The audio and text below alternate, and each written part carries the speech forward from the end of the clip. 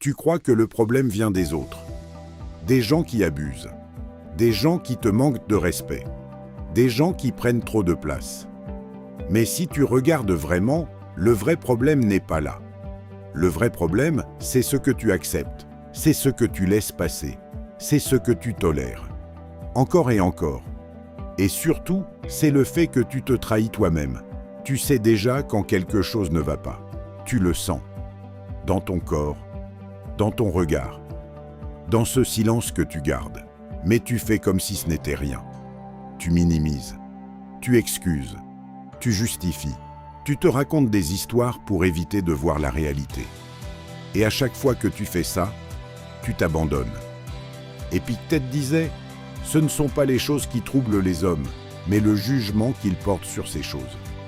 Et aujourd'hui, ce qui te détruit, ce n'est pas les autres. C'est le fait que tu refuses de changer ta position. Tu veux être respecté, mais tu ne te respectes pas. Tu veux être considéré, mais tu te mets toujours en dernier. Tu veux être écouté, mais tu te tais dès que ça devient inconfortable. Et tu crois que ça ne se voit pas, mais ça se voit. Tout le temps. Les gens n'écoutent pas ce que tu dis, ils observent ce que tu fais. Et ce que tu montres, c'est que tu acceptes tout. Alors, ils continuent. Pas forcément parce qu'ils sont mauvais, mais parce que tu leur montres que c'est possible. Tu ne fixes aucune limite, donc il n'y en a pas. Sénèque disait, celui qui n'a pas de contrôle sur lui-même est esclave. Et c'est exactement ce qui se passe. Tu crois être quelqu'un de gentil, mais en réalité, tu manques de discipline intérieure. Tu évites les conflits, tu évites les tensions, tu évites les moments difficiles. Mais ces moments-là sont précisément ceux qui construisent ton respect. Parce que poser une limite, ce n'est pas agréable. Dire non, ce n'est pas confortable. Assumer, ce n'est pas facile. Mais ne rien faire a un prix. Tu perds ton énergie, tu perds ton calme intérieur, tu perds ta clarté. Et petit à petit, tu perds le respect des autres.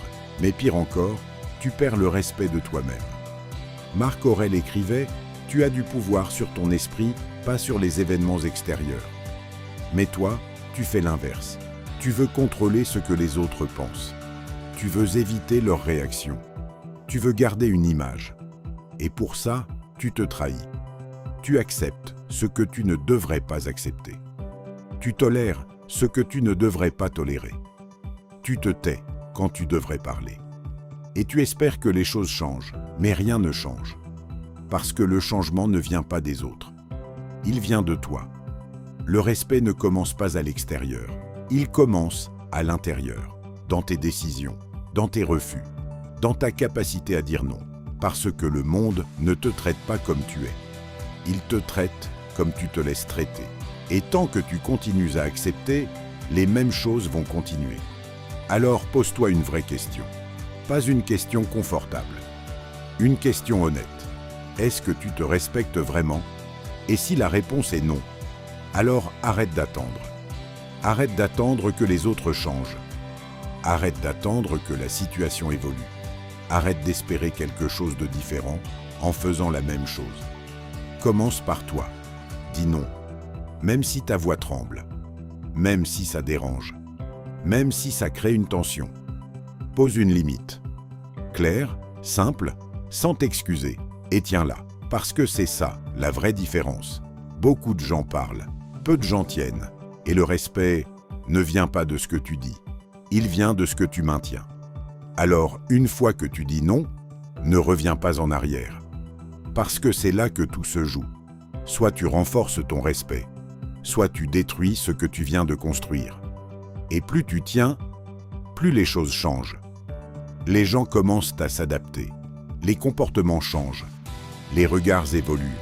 Pas parce que tu es devenu quelqu'un d'autre, mais parce que tu es enfin devenu solide. Et quelqu'un de solide n'a pas besoin de crier. Il agit calmement, clair, précis, sans justification, sans peur, parce qu'il sait une chose. Le respect ne se demande pas, il se construit, et il se construit dans les moments où tu refuses de te trahir. Alors la prochaine fois que tu sens que quelque chose n'est pas juste, ne détourne pas le regard. Ne fais pas semblant. Ne laisse pas passer. Regarde, respire, et fais un choix, un vrai choix.